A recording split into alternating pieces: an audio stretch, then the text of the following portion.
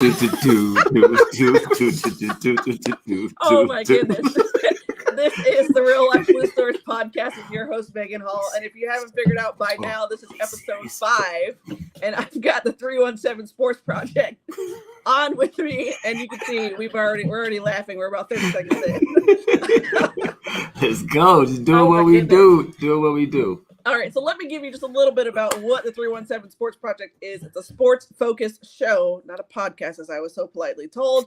That is Indianapolis sports focus. It delivers all the top Naptown sports in a funny, playful, and charismatic way to entertain all the listeners. So I think she's been checking out. I think did she go to our website or something? That was nice. That was really nice. That was very beautiful. Well done. She does marketing for real. That was good. I do. Just a little bit. That was nice. That was really great. We should use that ourselves. That was so good. That was good. Like, I'm gonna have you introduce our show. I'm like, that came from you. That actually came from you. That was literally on your YouTube. Oh, I wrote that. Yeah, that was good. Okay, yeah, cool. that was You great. said it great. That was phenomenal. You said it wonderfully. Yeah, that was amazing. I tried. What up? What's going on?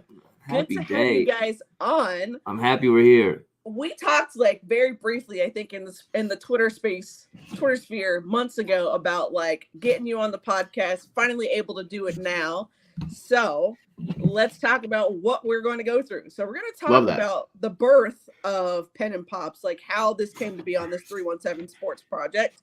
Amen. We'll talk about the state of the Colts because I feel like a lot has been happening since the season and the off season. Yeah, we'll get there. Combine standouts and or thoughts so far.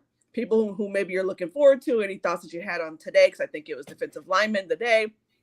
A free agency wish list. If you could have infinite amounts of money that Chris Ballard would spend in a real world, who would you bring? And then the final portion of the podcast is called Blue Light Special. Basically, it's a section where guests can ask me any sort of question they want, sports related or not. And keep it classy. Keep it classy. Yeah, just keep it classy. That's all I ask. Keep it classy, for sure. All right. So, yeah, how did this podcast idea come to be? Because I know we were talking a little bit before the podcast about the name of it, but how did this idea for this come to be? I'm excited. Tell them, Pops. Let's see. I actually I was doing a basketball podcast with a buddy of ours, Mark, our other brother, basically. Yeah. And I knew that was more. We called that the X's and O podcast. It was, he's a head coach, and there's like, man, okay, sorry, Pops moment. It's like, hey, no stuff, and like people are talking, bro. It's like I didn't know you doing that. So yeah, I was on a podcast then, and I started kind of just having the idea of I knew that I could talk about sports in a realistic way. I always consider myself a realistic fan, where I can analyze it, give a true answer, and not let my fandom get in the way of actually what could happen, because we have to remember these are all businesses. So I could be real, I could be funny, and the only person I knew that I could do that with and I could just be myself was with my older brother, who we talk about this stuff off camera all the time. So it made complete sense that we would maybe create something together where we could do it. And honestly, it started with the first one, like, hey, you just want to pop up and do a video real quick about the Pacers game. And that just kind of rolled and snowball affected into like we could probably do a show and see what we could do for a podcast. And then now it's grown into this show where people actually want to hear what we have to say, which is so weird, which is really weird to me. It's very odd to me that people want to actually listen to us. So it's just grown into something wonderful. We selfishly kind of do it to just get together and just talk about sports, and really it's kind of a bonding thing for us, for sure. More so than anything. And we just get to do it on camera, and that's really what it is for me. B, you guys, is that it? Should I go? Yeah, he came to me. He came to me a few years ago and said that he wanted to do a show. And then, COVID in real life happened, and, people have, people's struggles, whatever was going on. He wasn't ready. So we had all the branding done, Megan. We had all the YouTube and all the websites and everything set up. So when he hit me up in December of 21 or whatever it was, he was like, I'm ready to run it. And I was like, well, let me create a little logo real quick. And I looked up and everything was already done. So we did our first episode and, you know, got on the Twitter, started making networks with the U and, you know, the Shads and the JJs and the GGs and all of the homies who are indie to the death. And we made fast friends because everybody's cool. And we just started running it, yo. Yep. I like that. Crazy. I like that a lot. Yeah. Yeah. Twitter has been very, very instrumental, in building those relationships and networking. And I took notice very, very quickly. And I'm like, oh, these are local indie guys. I'm like, and the Colts fans are like going crazy in the comments. I'm like, I gotta start following. Once I started following and interacting, I was like, oh yeah, we got to get them on the podcast. It's a whole vibe, fam. It's a whole vibe. Yeah, I knew, like, even back before when I was doing Indie Intercept podcast, I was like, dang. I was like, at some point, we need to get these guys on. Well, you know, to me, I've always been a person, if you can respectfully, there's enough room for us to all be very successful and do our things. And what up, Sarge? Right. What's and so, like, I think it's one of those things where, like, I want to support you, you support us. Who else is out there that we can make sure we're given the spotlight to? We're all here for a common goal, and that's just to have some fandom on indie sports in the Colts. So this is kind of exactly what we want. This is what it's about right here. I gotta say, I love seeing a sister do it too. Like, big ups to you. I just gotta commend you for that. Like, when we came into the thing, one of our major reasons for doing it was not seeing very many brown people in the space. You know what I mean? Like, it's you know, and it's very, very important that we're represented. You know what I mean? At least through my perspective, but I love seeing a young brown sister doing what you do. It means a lot. So big ups to you for sure. Yeah, absolutely. I appreciate that. I think, you know, honestly, when I first started doing this, I was very unsure of myself, and I got about 2 episodes in on the Indie Intercept podcast, and had some writers of mine that were like, hey, can we get in on this? And I'm like, yeah, sure. You know, it's better than me talking to myself and just talking about cool stuff. So they hopped on, and it just took off from there. Like, realized it was very easy. I liked the hosting duties, liked coming up with the questions and what we were going to talk about. And then it became a free, like, flowing thing. And when we got done that first episode, we were like, man. Are you always an interview? Are you always an interview format? Yes and no. Like, I mean, I try to keep it pretty casual. You know, there's a couple episodes. Or a guest format, I guess I would say. A guest format. I mean, the first time you come on, you're a guest. The second time, third time, anytime after that, it's like, okay, we're gonna chop it up. We're gonna just talk here. And I think that's kind of what it was with the staff. Like, after a while, it was like, all right, we're just getting on to talk. And it became a way to talk about the state of the Colts, which is a really good way to segue to the next segment. So we used it as therapy for the Colts. You ain't never lied. You ain't never lied. You ain't never lied. I don't know if you saw this was like a couple weeks ago, maybe even a month or so ago. Now I made a TikTok, and I was like, yeah, you know, before the season, the floor is 9 wins and the ceiling is 12. Like, that seems reasonable. 100%. I remember that. I remember that. It was like, oh God, everything hurts. This is painful. Like, it just went very, very, like, painfully. We felt like most of the season. So the podcast became like ongoing therapeutic sessions where we just got out all of our frustration. So I don't know if you guys were like us and you were feeling the same way. We kind of vibed on that. You got to understand, Pops is more of a Pacers fan than he is a Colts fan, in complete honesty. He loves him some Colts, but he is a basketball guy. I am like, you know, I'm like pretty even on both of those, for lack of a better term. So like 4 or 5 games in, homie was like, you know what? This is not going the way that we all saw this go. I'm gonna start looking at this stat news on what these Pacers are doing. But I was like, but we can turn it around. I was 12 or 13 wins. Like 12 or 13 wins. Yeah. That's what I expect. You know, division round, AFC championship, Matty Ice, come in, do your job. 25 for 31, 286 yards, and 2 touchdowns, no picks, maybe 1 pick. You know what I'm saying? Jonathan Taylor, $120 a game, defense lockdown. What the hell is this shit? We got 3 quarterbacks, we got 4 coaches, a partridge in a pear tree. Like, what is going on with the season? Cause it was a disaster. It was a disaster. I for my own mental health had to step away. It was not that I wasn't watching behind the scenes. It was too hard to talk about every week. I was at training camp, Megan. Yeah. I mean, like I committed. I bought season tickets for the first time, which we kept this year. I mean, we committed. We You were committed. in the trenches. We committed because we committed for the sake of being fans and excitement of the season, and for the show. Like let's get some tickets. We got to get tickets. We need to be in there. Yeah, and we'll talk about what I think is gonna happen. So I can't get my tickets away because I think they're about to get my quarterback. They're about to go get CJ, so I can't get my tickets up. Can't give them up. The funny thing was, the first game I went to in Indy was in 2019. It was a Colts-Falcons game. I think I told you guys my husband's a Falcons fan. Yeah. So we had talked about, we got to get back. Well, pandemic happened and we couldn't go. So last season I was like, all right, let's go. We're doing this game. And we got about 3 games in and I was like, yo, I really want to go. I want to spend this money to travel.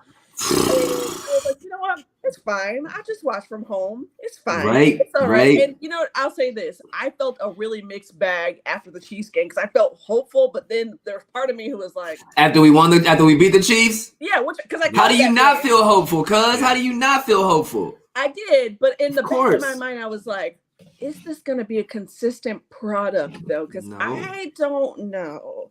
No. And I'd like to think that. I really was liking to think that. But I think we're about 8 or 9 games in, and I was like, I just can't. I can't. It got ugly. It got ugly real quick. So you were halfway through the season for you. It was halfway through the season for you. It was about he was like a quarter way through the season, and I probably held on. I would say a little bit after halfway through the season. I would say once they started making quarterback trades and changes and all of that stuff, it was like, all right, this is a wrap. It's time to start planning for the future. I mean, you saw, and I was so pro Matty Ice. Also, I gotta say that I was very pro Matty Ice. Because it wasn't all his fault. No. Now you just felt the momentum and something with the energy in the building and the staff and the roster. Something did not feel right. That's fair. And it was just very hard to pinpoint what was breaking down. Was off. The engine light was on, and we had no idea what the issue was. We had no idea. Was it a filter? I have no idea what the engine light is. No doubt. And we just couldn't figure it out. And I saw that pretty early, and I had to take some time for myself. There's one of my friends / writers who was writing with me, Chris Lewis. He was the same way. 4 or 5 games in, he was like, no, we're done here. He's like, it's fine.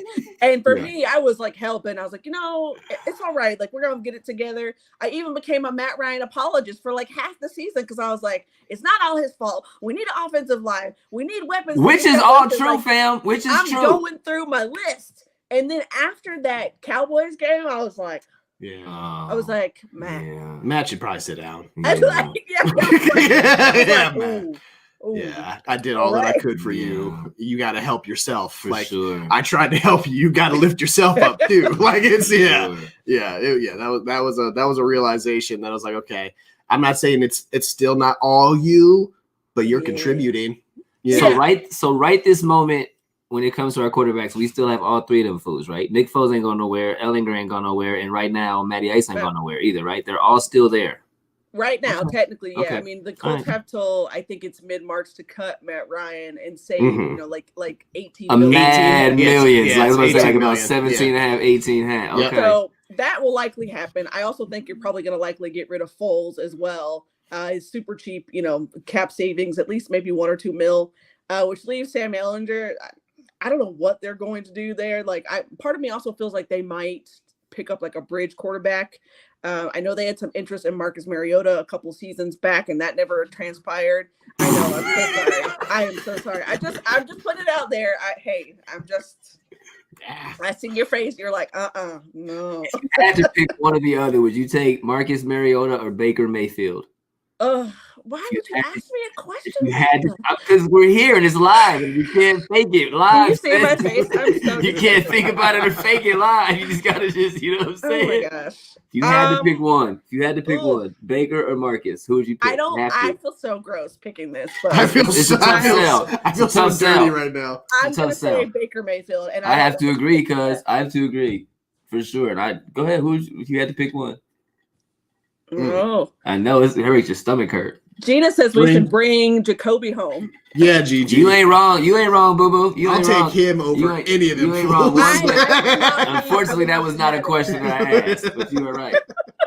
So, other question for you is, all right, so we knew what the state of the Colts was. Now that we've had this offseason, Frank Wright has been fired. We've got a new Colts coach, Shane Steichen. What would you give, what's your view on the state of the Colts now, given that we got Shane Steichen, Gus Bradley's coming back, and they're slowly starting to fill out the rest of the staff? I'll go first. Pops sold me on the Steichen hire. I was not feeling it. I wanted Raheem real bad because I wanted somebody with an attitude to come in and shape them up. I was really into the Raheem Morris hire. They seemed to be really into it. But when they decided that they were going to put Gus Bradley on lockdown and not allow him to go nowhere else, that kind of made Pops hit me up. It was like, he called me, was like, they're going to go with the offensive-minded coach since they're locking down G. Bradley. And Steichen is that dude. He, especially with quarterbacks, and we'll talk a little bit more, but, Phillip Rivers for a few years, Jay Herbert, he got him right. Jalen Hurts, he got him right. 3 different quarterbacks, 3 different styles. So, yep. I'm happy that he's here. I'm not really into them continuing to take offensive coordinators from Philadelphia. That seems to be a thing, but we'll work that out. What do you think? You know what I mean? It's a thing. What do you think? Yeah, I think I said it on Twitter. I was going back and forth with one of our peeps. I can't remember who it was. Mm-hmm. I said, I can feel the ship being Joey. It was Joey. Yeah, I can feel it shifting. Mm-hmm. Now, I don't know which direction that is, but I'm happy they're turning the wheel. That's what I'm happy that they're making a move and pivoting. They could have easily said, let's just give it one more shot. Let's give this one more shot. Because on paper we were supposed to be good. Let's give this one more shot. I think keeping Gus Bradley will make the defense want to stay. Exactly. A lot of those people will want to stay on D because they mess with G Bradley real heavy. I didn't mean to cut you off, but I wanted to get that out. That's true. When you go whole new staff, it'll make veterans kind of go, do I fit in this? Do I not fit? Should I leave? They're going to go to a 3-4, 4-3. They're going to switch it all up again. And let's be very real. Our defense was probably the best part about last season. Not probably, it was. They did everything they could to keep us in all of the games. They were on the field way too much. Right. That was really it. So, and we have a lot of decisions to make on the defense. 2 of our backup linebackers are going to be free agents. There's a lot of stuff that we got to do. But as far as staff goes, I think we're making some really, really good decisions. You mess with Jim Bob? It's hard to call anybody Jim Bob Cooter. Not doing it. Somebody had to ask. It's very hard to say that there's somebody on staff and his name is Jim Bob Cooter. Yeah, we'll see. But again, the part about that is Steichen's already said that he's calling the plays. Mm-hmm. So really, he's the quarterback whisperer. Okay, all right, great. He's a quarterback where he's had success working with quarterbacks. Yep. That's why you did that, and they worked together before. That's the reason that they've done it. He's the placeholder to say, I'm the offensive coordinator, but really, Steichen's already said, no, I'm calling the plays. He said it in the press conference. And I would rather him call the plays than a man called Jim Bob Cooter. You ain't never lied. That's patient. I Googled Jim Bob Cooter and saw that he crawled in somebody's window in 2008 and crawled in somebody and jumped in somebody's look at her face. Look at her face. I'm just saying. I looked him up and he, crawled through somebody's window and jumped in some young lady's bed in 2008. So I'm just saying, you know what I mean? I'm just. Now that I did not know. I'm a little, that is breaking news. You know what I'm saying? I just gotta be wary of Jim Bob Cooters. You know what I'm saying? I'm just saying. Hide your kids, hide your wife. Not many people want a cooter. Oh my Lord. All right. So now that the staff is in place, including names that we find funny. Very funny. Let's talk about Combine. So Combine is this week. Honestly, all the talk is about Shane Steichen. Chris Ballard also gave words yesterday. Lots of questions. What do you think of Chris Ballard, fam? Like, what is your perspective? Oh, that's a good question. I'm glad you asked. Yeah. So if you ever listen to any of the older podcasts that we did, we had a whole segment called Beef with Ballard. And it was all about us ranting about Chris Ballard. And my personal opinion of him is I'm actually really disappointed in him because I was really sold in on when he came from Kansas City, when he came from KC, yes. You were all about that life. Yeah. Thought it was a fantastic hire. Thought that he would change around the roster. The issue with Chris Ballard that I have is that he is a great talent evaluator, but he falters in building a roster.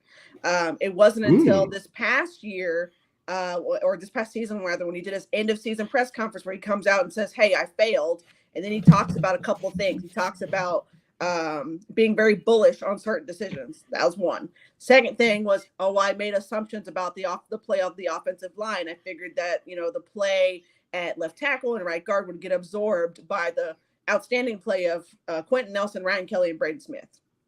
All right, we'll take that for what it's worth. I'm going to leave that there because I'll talk all day about that.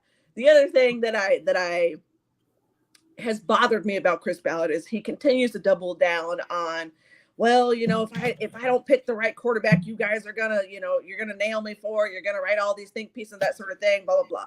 Chris, it's your job. It's your job to pick the quarterback, right? Like at this point in juncture, he hasn't had the opportunity to pick a starting quarterback. It has been Band-Aids. It has been, we'll take a couple flyers, but he's not had the opportunity yet that he's taken.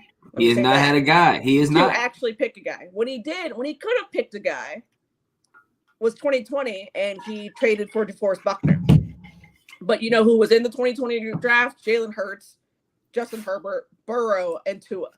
So, I mean, those are four viable quarterbacks that could have been taken. And I get it. Like, hey, Buckner is a star and certainly worth, the first round pick, but you need stability, as we have seen at the quarterback position. And that's where my grief lands with Chris Ballard. And, I will continue this beef with Ballard trajectory until it changes. I think we're seeing a guy that knows that this is his last chance. So this is it. Whether, they have a close relationship, him and Irsay, I think he realizes that he got lucky that it was only Frank Reich that got let go. Mm-hmm. So he's being a little bit more forward with saying things about what he needs to do to fix it and owning mistakes because I bet Irsay's like, look, this is it. Like, we have a chance to get our future. You need to build this roster. If this roster fails, I'm going to realize that the problem is you, and it wasn't Frank, and it wasn't this, and it wasn't this. So this is a huge, huge season for Chris and his career, period. Mm-hmm. Okay. I don't think either of you two is wrong. I don't, but I just have to ask this question because somebody just has to ask the what if question. If Andrew Luck has been our quarterback this whole entire time, how many AFC championships and or Super Bowls do you think we go to? Oof. Let's just be real. Does the roster stay the same? But the roster's probably been the same the last 6, 5, 7 years, whatever the case may be. You say zero? I'm going to say zero. Yeah, because the roster's got glaring inefficiencies in the trenches and at your playmaker positions. I'm going to say zero. And that's with Andrew Luck being the elevator. I'm going to say zero. I don't know that I agree the Phillip Rivers season. I mean, they went 11-6 with Phillip Rivers. They're going 13-4 probably with Aaron. With Andrew. How good was the offensive line playing at that point? Like, if you're talking about the offensive line. When did Jonathan Taylor win the rushing yard? When was that last year? Was last season, yeah. I mean, the offensive line couldn't have been that horrible if this fool went out and had the most rushing yards. So you like. Gina says we're winning all of them. You feel me? You know what I'm saying?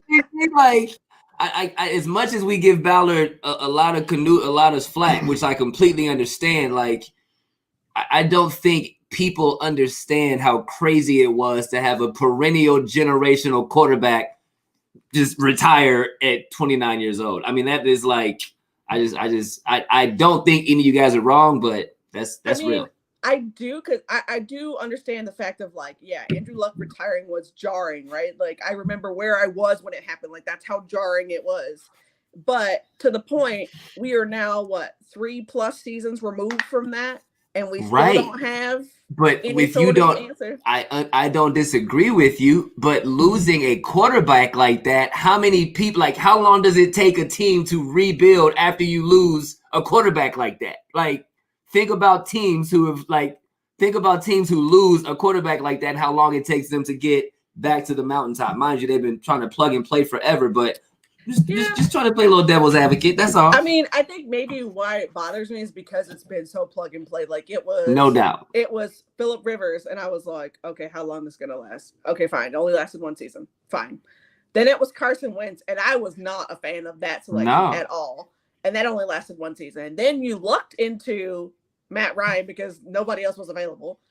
And you're like, and none of it works. None of it works. They've been plugging and playing because they thought that their roster was built enough to go win one. You know what I mean? Like, and that's why I said 0, because my point was the roster's a lot farther away than we think it is. Now, granted, the defense is great, and the offense had been better than this season. Offensive line particularly was, ranked like 10th and then 12th before this last season, where it's ranked 18th. But this roster, like, as it currently stood, would not have flourished the way that we wanted to. Like, do I think we could have had 10 wins? Yeah, with Andrew Luck at the helm, easily 10 wins. Cool. This offense felt very anomaly-ish this season to me. That doesn't feel like what they really have been the last 3 years, 4 years. What do you think? Is that wrong? I'll say this. Say it. I can't say what the culture would be with Andrew Luck here or not here. Fair. That was the issue. The culture, like the attitude. I mean, him and Jacoby gone. You know what I mean? That's a lot of changes. That's real. That's real.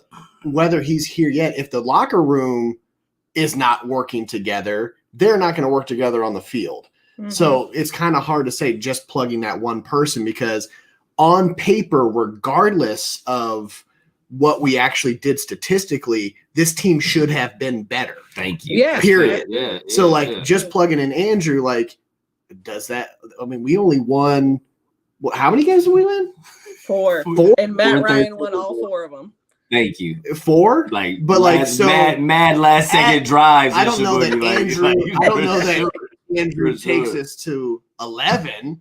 I'm not talking about this year, but But again, I'm saying, You're right. Will the culture continue to be good with Andrew, or would something falter here? We don't know. Is it a Frank? I have no idea. I know that this was bad, and it needs to not be bad. That's what I know. That's what I know. I feel it. All right. So we know that also that obviously they're looking at quarterbacks. We know that the Colts have interest in Anthony Richardson. They met with Richardson. That's the only report that I know of. There's a lot of talk about whether or not it'll be Bryce Young, whether or not it'll be CJ Stroud, and or Mr. Mayo Man himself, Will Levis. So my question to you Mr. Mayo Man himself. Listen, I've been getting so much grief from Texans fans about Will Levis going to the Colts, and how much he's gonna love his mayo and his coffee in Indianapolis. For now, he's gonna be Mayo Man in my world. Say less. But why is nobody talking about Stetson Bennett?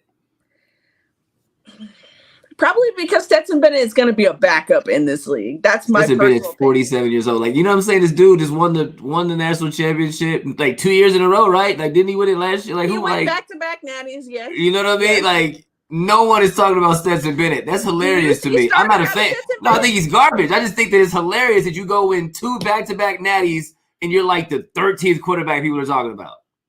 I think a lot of it has to do with Georgia's defense. So if you remember from not this season, but last season, they had 8 no doubt in the draft, no at doubt. Minimum. No doubt. They're like Miami. They're like old school Miami Hurricanes over there, for real. I just kind of want to punch him in the face. I want to punch him in the face. I don't really like Stetson Bennett. I'm not a huge fan of Stetson Bennett. I'm just curious what no one's talking about. It's hilarious to me. You know what I mean? That's wild. Yeah.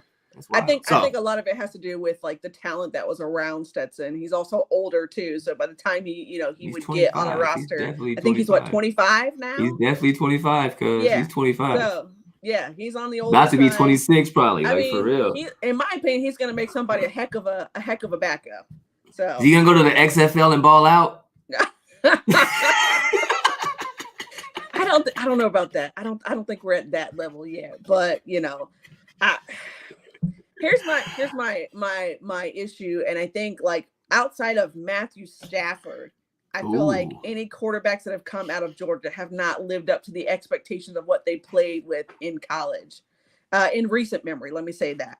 That's my personal opinion. So I would be shocked to see Stetson recreate that kind of magic. She's got that Atlanta. That's that Atlanta vibe. She would know that. You know what I mean? That made me really think. Right, for sure. Like, right. No, you're not wrong. That was not bad. You're really not wrong. Bad. I can't even remember the last Georgia quarterback that I thought was fire. That's not bad at all.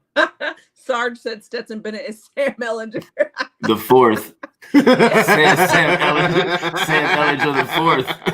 That's good. That's good. I appreciate that, Sarge. All right, so let's talk about anyone that you're looking at, particularly from the combine this week. I guess any sort of position does not matter. Give me 2 players that you're looking for that you're like, hey, I would love for them to be a Colt.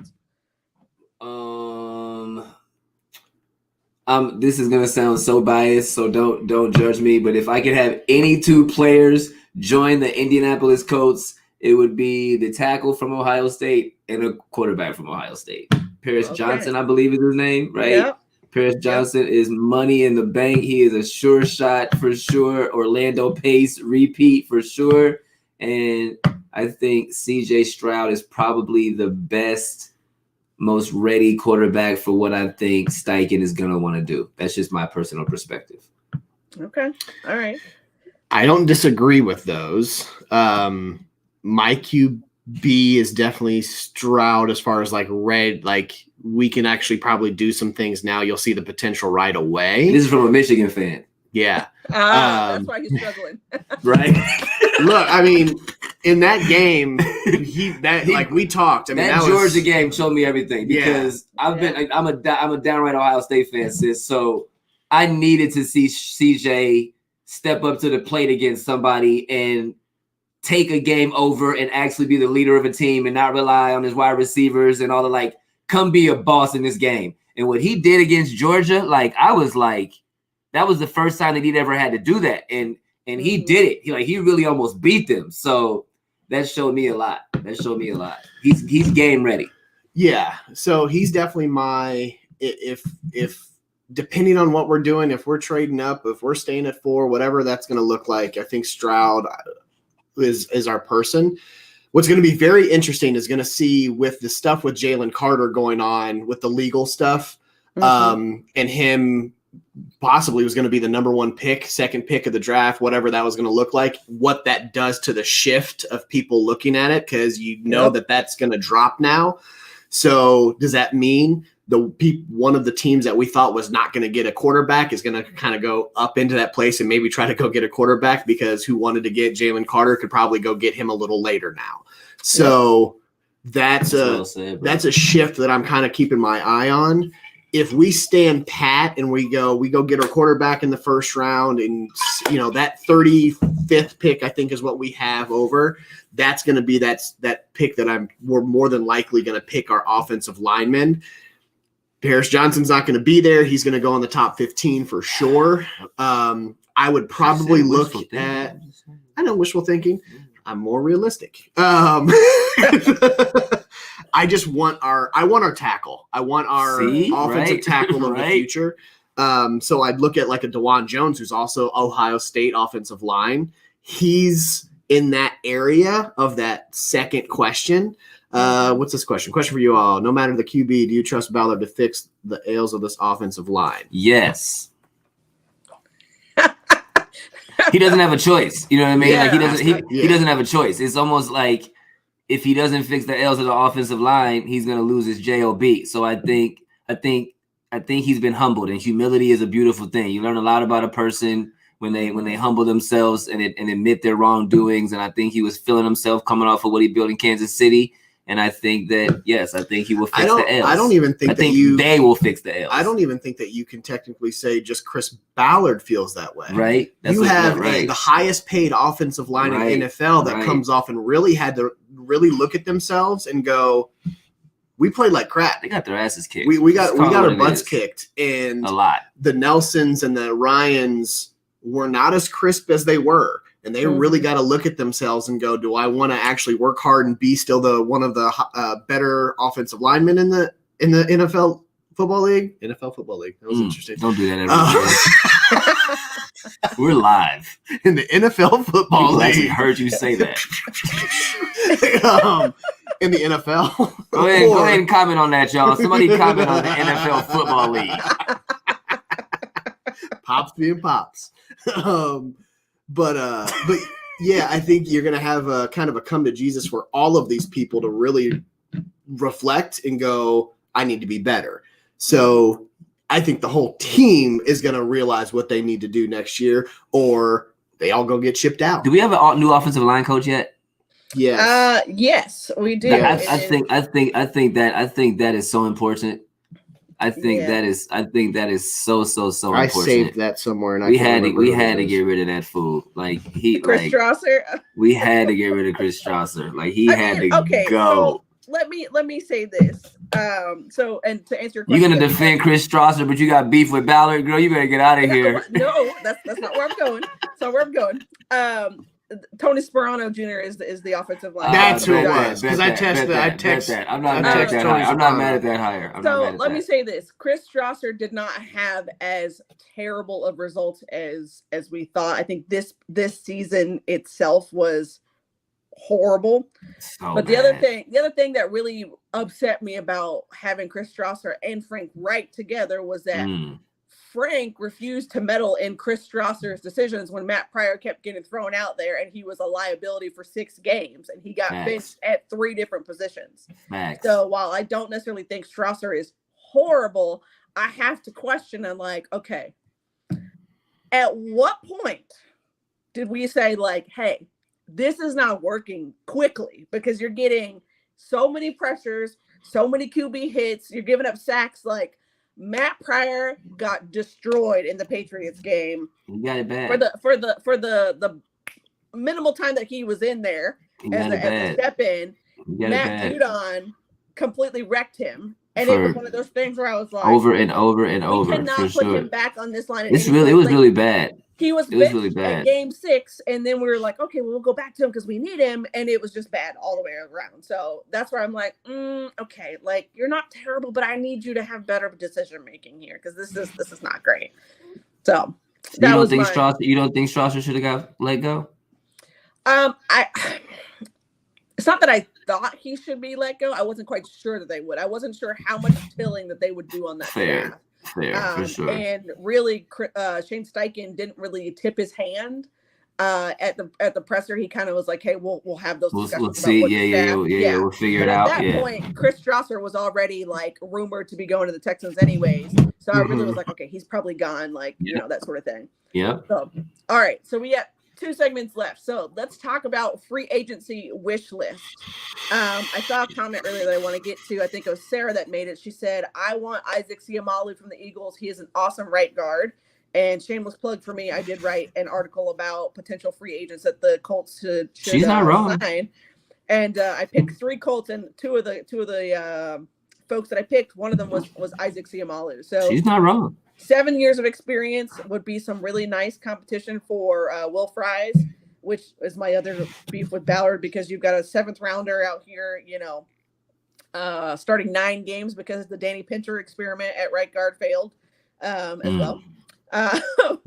And so, bringing in veteran competition would either, hey, Fries is still going to be your guy, or either Seumalo, could step in and be the guy. I could also see them drafting, a utility player like a Joe Haig type to play against the line because we need depth at these positions. For sure. I do want to make an argument, though, and I know this is a little bit of a wild card for a free agent, but to bring back Rock Yassin from the Raiders. No, go with me here. Just go with No, me. I'm not mad. I don't understand why we let him go in the first place. I'm not mad at that. Yeah. Go. Yeah, So go. Please go. I thought that the light was just coming on for Rock when they traded him. And I was no, come on, guys. And I get it. Like you needed a pass rush, but I felt like he was just starting to flourish and really that third season light came on. You're like, okay, it's go time. And for as shaky as Kenny Moore had been this season, and as terrible, and I hate to talk about players like this, but as terrible as Brandon Faison played at parts of the season, I was like, this is where you need Rock. Like, is where we could have. You're not wrong. You're not. You're preaching. You are preaching. What do you think of Rodney though? Do we keep Rodney McLeod? Rodney McLeod. It's not even. I don't even think it's a matter of if we keep him. It's a matter of if he plays. So I've been reading recently that he was considering retirement. He was considering retirement before he came here. Yeah, well, I mean that was true. He was very close. I like him. Yeah, I like him. He played really well as a vet. Bring him back on a 1 year deal. Yeah, for sure. For sure. I like him a lot. Go ahead though. I forgot what I was gonna say. Talking about offensive linemen who? No, I think free agents in general, right? Free agents in general. In general. Oh, that's a totally different question. What do we feel about trying to get old boy that got released from the Titans? Taylor Lewan? Yeah. I'm not touching it with a 10-foot pole. Sounds good. I think he's is he injured? Yeah, he's talented. ACL or something, right? Injury history. I think it's ACL and MCL, but that's a lot of CLs. That's a lot of CLs. That's a lot of CLs. CL smooth out here. Y'all love my CL smooth. You too young for that CL smooth. But I don't know. When it comes to actual players in general, it's hard for me. Zach Pops is way more versed in that capacity, but I know that we need to shore up our offensive line.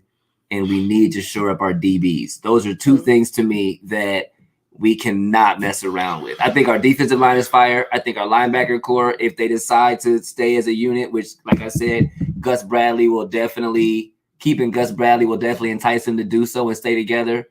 I think Zaire he's here. Zaire is back. Is Zaire is he a free agent or is he back? No, he's here. So because we lost, well, not lost, but free agents are EJ Speed and Okereke. That's the other one. What do y'all think we should do with him? One of the two you need to try to bring back. One of them I think is going to walk. I don't think you're going to be able to afford both because they're going to be really good on the market. Yeah, and that's what I've been hearing and reading as well. I saw the argument from, I think it was from Zach Kiefer. He might have made the argument about keeping EJ Speed but letting Bobby Okereke walk. Because you can get more? I do think he's going to get paid because, he's free agent linebacker and people need linebackers. But I think the issue is that EJ's resume has been much more steady and consistent. Consistent. There you go. I couldn't think of the word. It's okay. We're a team. We got this. With Bobby, he had a better season, but overall his tenure with the Colts has been highly underwhelming. And I would say this, and I'm sorry, Pat McAfee, but remember when Pat McAfee announced him at the draft and he was the next destroyer of worlds of the Titans for the next 10 years, Bobby Okereke, and I'm like, oh no, he's not even going to be as good as Pat's making him. I knew at that moment. I was like, oh no, come on, Pat, let the man just be. And to that point, he's been a little underwhelming, for what they drafted him for. So I think it's you realize the Colts have realized now they have some dogs in the linebacker unit who could step up. Even with Shaq out, you saw Zaire step up, you saw EJ step up, even Bobby had to elevate his game. So I would not be shocked to see one of them walk, and my money's on Bobby. Yeah, we need to have pass rush. So whether we find the defensive line has been the biggest glaring miss for Chris Ballard for me as far as position that they've taken a chance on in the draft alone. Obviously trades, you got DeForest Buckner, you're great, but the pass rush part has not been great there. Now you went and got what's his name in the trade with Rock Ya-Sin. Yannick Ngakoue. Yeah. Thank you. Yeah. Yeah, Yannick. It's not our show. We won't say what we say. Yannick. Had a pretty good season. And really came on strong. He came on late in the end of the season, but he's also a free agent, right? We don't have him. Right? Yeah, I mean, he's a free agent. Yeah. He's a free agent as well. There's a lot of decisions that you got to make on that defensive side of the ball and who we're keeping and who we're going to try to find to replace those. So that's my biggest concern is that pass rush, because we're also not a team that really rushes the linebacker too often in the blitz packaging. So I've never really understood why we don't rush the quarterback too often. It's never made sense to me. Like, why are we having Shaq blitz the quarterback? I don't understand why this doesn't happen. Like, it doesn't happen too often. So we rely on our defensive line for all of the rush, and we have not had a lot of penetration there. It's made no sense to me why they don't then go, okay, well, then let's throw another person at them. It makes no sense. It's not a cornerback. Right. Because we've had cornerbacks blitz, but it's like it takes forever for them and safeties to get there. Like, duh. Like I think also part of the problem is you have to have athletic enough linebackers to be able to do that. And really only Shaq has been that person, but that's not necessarily his forte. His forte is stopping things like along the line, but not necessarily going, past that. And I think he's a great coverage. He's a great coverage linebacker. I mean, that's why he gets interceptions the way that he does and strips. Like, he's that guy. He's the protector more so than the rusher. He's not the attacker as much. So you need to find somebody that's going to attack. Has James Bradbury signed with anybody yet? That's a good question. Not that I'm aware of. Let me look. Because he's Philadelphia and he's got ties to Steichen. So I would not be surprised. I think he's probably top 2 or 3 DB available, and I know he's a free agent. He is a free agent. Yep. So I just want to throw his name out there. I know I mean, you're gonna have to pay him, right? Though, like, I would be curious to see what that kind of contract is. And the thing is, like, you guys know Ballard as well as I do. He's not about to toss cash at anybody. So I don't know. I don't know. That's what, like, and again, we're just talking about complete wishful thinking out here in these streets. But like I said, like we talked about, this is Ballard's last gusto. Like, I'll say this. I know the one thing that he's not going to do is trade for Jalen Ramsey. So the Colts fans that have tweeted that out, that's not happening. That's just not happening. See, Colts Twitter. See, how Colts fans are, though. Like, every free agent is like, oh, let's go get this guy. Oh, let's go get that guy. This is why there's no thought about, like, it's no realistic. It's not realistic. There's no business not realistic. talk. Like, about does numbers. The contract make sense? Are they a high character guy? Like, there's no thought to that. Oh, we need. No doubt. 100%. I see a name I like. That guy. After they announced the Steichen hire, I genuinely did not go on the Penn Pops Twitter because I'm on it more than Pops is. I didn't go on Penn Pops Twitter for like 2 weeks because I knew it was gonna be like it was gonna go crazy. I was like, I need a break. I'm not going on here for 2 weeks, and it all smoothed over, and now I'm back on. And there's nobody talking crazy no more. I had to ride the wave because you got to understand we came in at the end of the season last year. So we had never been through like a season with y'all crazy fools. This was the first oh man, we learned a lot. Colts fans they're passionate and there was some dark Mondays, cuz there was some dark Mondays. Like there were some burning down Mondays. Okay. This is low-key depressing. Been in the Colts like the Facebook groups there? Yeah. No, that's too. I can't do that. They're older. Facebook is old people. Yeah. You know what I mean? That's a whole different kind of like. You see some stuff on Facebook that nobody should see. I'm good. I don't want to see 67-year-old Indiana woman mad cussing people out on Facebook. I can't do that. And it is like that. It is definitely. I'm sure it is. Yeah. I'm sure it is. All right. So this is the portion of the podcast where it's called Blue Light Special. So this essentially is just a play on, of course, the word blue and all the branding. But it is a section of the podcast where you get to ask me questions. Now that I've asked you a ton, what questions do you have for me? They could be sports related and or not. You from Houston, Texas. You live outside of that. You live in the ATL, low key. How the hell are you a Colts fan? Cuz. All right, so me right? That's a great question. I've been wondering this whole time. So yes, I'm originally from. And like Houston, a real Texas. Colts fan, you know what I mean? Like a real Colts fan, like so like a real one. Yeah. All right, so I'm from Houston, Texas originally. I grew up there, spent my childhood there. I moved to Atlanta when I was a kid. Dad got a job and we just ended up staying here and, that sort of thing. But growing up in Texas, you eat, sleep, breathe football, right? Like it's practically True. like entrenched in your blood. No doubt. So you're either a Texans fan or you're a Cowboys fan. So I grew up, in Dallas area as well. I grew up watching Troy Aikman, Emmitt Smith, that sort of thing. As I got older, I started watching more and more football outside of that. And I was like, you know what? I'm not about to attach myself to this heartbreak that is the Dallas Cowboys. Like, I need to find for a you. team. Look at you. You're Good wise. for you. You're wise beyond You your are years. wise. Good for you. That's I do a what I good can. decision. Do what I can. I hate them so much. That's But a good decision. my family gives me so much grief for it because they're like, you've forgotten your way. You don't even know where your roots are. And, all those sorts of things. But in doing so, I was watching football pretty regularly, and I really think I started paying a lot more attention when I started playing sports because I played lacrosse in high school, which is a mixture of soccer and football and basketball. It's a lot of different sports at once. So when I started watching more football, Peyton Manning was one of the guys I started watching, right? So I watched the Colts march to the Super Bowl. They win this improbable Super Bowl, and I remember being at a Super Bowl party.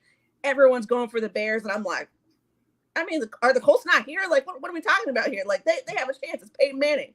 So I remember, watching. They had Rex Grossman as their quarterback. The Bears had no chance.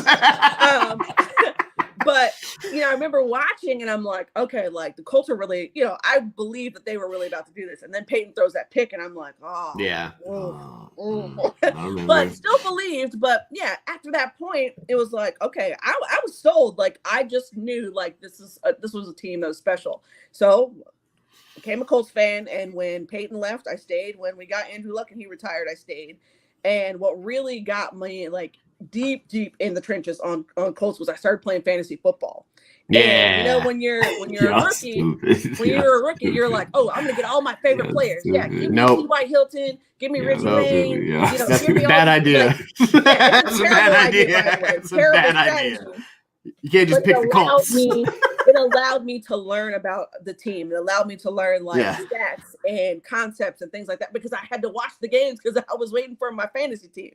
So, just kind of double down on there. And if anybody that's listening or watching, you follow me on Colts Twitter, I was ranting, and I've been ranting from my couch for years about Colts football. And that's how I became popular in that space as well. Just further doubled down on my Colts fandom. And I'm like, yeah, I made the right decision. No doubt. So, favorite sporting event you've been to? Ooh, that's a good one. Oh, that is a good one. I don't even know mine. No. I got one, and it's actually not. You know what? No, I take that back. It is football related. So I went to my very first NFL game in 2015. Stop thinking about yours. It's not your turn yet. I just was thinking. I'm sorry. I went to my very first NFL game. It was Colts Falcons. I went with my best friend, and I remember being in the seats, and I'm losing my mind because it's Andrew Luck, it's Coby Fleener, it's that sort of thing. And I'm pointing out, players like this, and my best friend, who is very casual football fan, she's like, "You're calling these dudes out like you know them personally," and I'm like, "I kind of do." Right. But it was such a cool experience. As much as I loved football, I had never been to a game. It's always been lots of, watching that sort of thing. So to be able to do that in person was cherry on top. So that's dope. You got any question? We just keep going. Yeah, if you have another one, go ahead. I'll just keep going. What's this Full Sail stuff about, sis? What's going on with Full Sail? Tell these fools about going back to school. They deserve to know. What you doing? Oh man, you're gonna call me out like that. All right, cool. Hell yeah, big ups to you, fool. You back in college. You deserve to talk about that. Yeah, so I decided to go back to school. So I actually started school this past week for a certification in sportscasting from Full Sail. That was a big deal. Yeah, it's honestly, I didn't even realize how big of a big deal Full Sail is. But yes, they are definitely a big deal. I got mad homies who did studio engineering and music because I'm a musician, and they all studied at Full Sail. Full Sail ain't no punk. That shit is real. Yeah. So that Yeah. really came out of decisions of realizing I was really good at creating content, really good at writing and sportscasting, and I love doing this. Like, I could be drained all day, but we get to talk football, we get to write about it, you know, that sort of thing. We get to chop up about it. Like, I can do this. And it was some soul searching between me, my husband, actually, my therapist as well, just talking to her about it and being like, gotta do that. Gotta do that. Like, I didn't want it to just be like, oh, I'm super geeked about this and like, just full rush right into it. Like, it's been 10 years since I've been to school. Like, when I got my master's, I was like, I'm done. Like, don't ask me for anything else. Like, it's not happening. Like, we're done here. But when I got approached actually by the graduate director, or the director of graduate studies for Full Sail, it was actually about another master's degree. And I was like, absolutely not. Like, I already got one. Nope. But in talking with some friends of mine, and there's actually, I made friends with a really, really awesome woman named Nicole. And if you're not following her, Nicole on Beal on Twitter. She's a Grizzlies writer and contributor, and she went to Full Sail. And she actually, when she first came out, she was doing some Saints work too. She's from the New Orleans area. And yeah, like talking to her and like all the opportunities that it brought her. I reached out to another friend of mine, and he connected me with a buddy, and he was like, his friend was like, yep, loved it. It's how I got to work with ESPN. So it was like all these little like silent confirmations. I was like, hey, you should do this. You should double down on this and do this. And once I had the buy-in of my husband, it was a no-brainer. So. How long does it take? Is it 4 years? Is it a 4-year program? No, it's 7 months. 7 months. So yeah, I'll be done by. Who the hell don't got half a year? You know what I'm saying? Because congrats on finding your purpose, because that's like the biggest. That's the hardest thing in life, is finding kind of what your purpose is and your passion is. So congrats on that. Like that's super, super awesome. That's super big ups. Thank you. And it's funny that you say that, because I've been wondering that. Like, I felt like a lot of the time that I've spent in my career and in my life has been wondering like why I didn't feel fully fulfilled. Like, I get a really big joy out of telling stories and creating that experience and things like that. And I got to a point where I didn't really care what people thought, like one way or the other. If they told me my writing was terrible, I was like, great, cool, like you read it. And at least you saw it. Yeah. You saw the end. You saw the end. And, you didn't like the outro. The outro you didn't like. So you read the whole thing and didn't like that part. But yeah, I got to that point where I was like, you know what? Like, I didn't really care whether they liked it or not, but I felt good and confident about what I wrote or what I created. From that standpoint, I was like, that's when I knew. I was like, okay, yeah, this is where I'm at. This is where I need to be. That's what's up, cuz.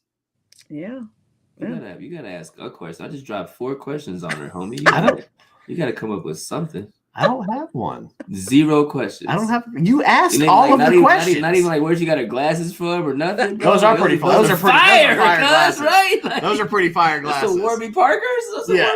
These are Target. That's good. Yeah. Hands up. Yeah. Go Target. Yeah.